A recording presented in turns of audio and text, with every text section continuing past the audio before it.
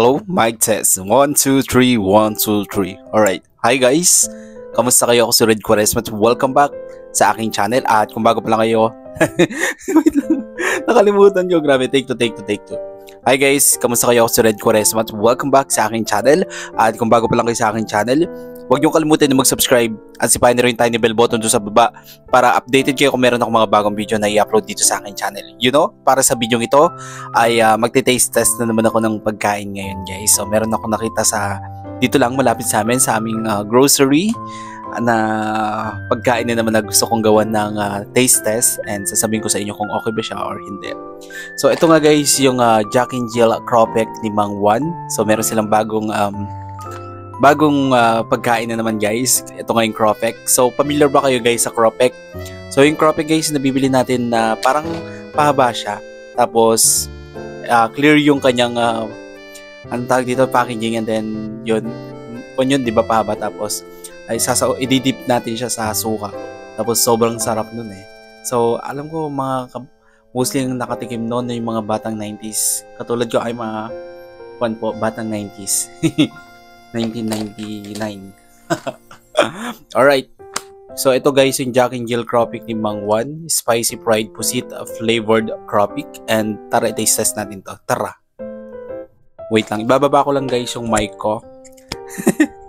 Alright. Naririnig niyo ba ako guys? Mic test. 1, 2, 3. 1, 2, 3. Okay ba? Ganun talaga yun. Kunyari, ASMR muna. ASMR. So ito na. Bubuksan ko na siya. Kilig ko. Alright, ito na. Dito ko na lang bubuksan guys. So, ganyan yung laman niya. Ayan. Hindi yung katulad ng Cropek na nabibili natin na pahaba. Ito naman, para siyang hindi ko alam. Curly. Curly. Alright, taste test na natin. Napaka-tasty ng kanyang lasa guys.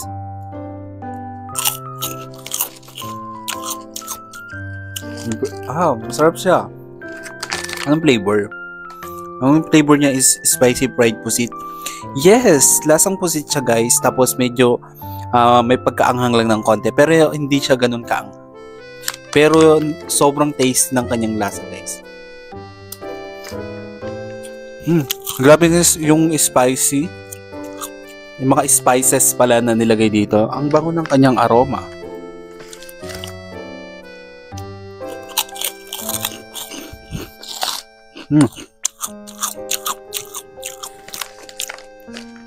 Pwede iulam to, no? Napaka-tasty ng lasa niya.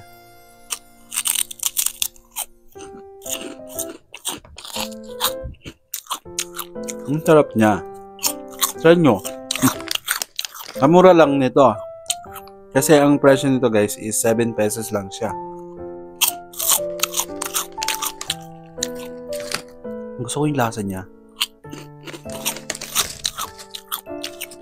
Grabe, napakasarap niya.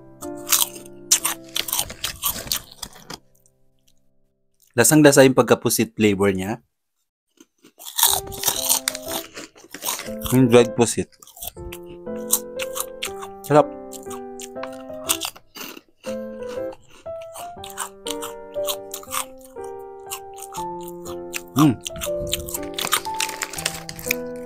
Alright.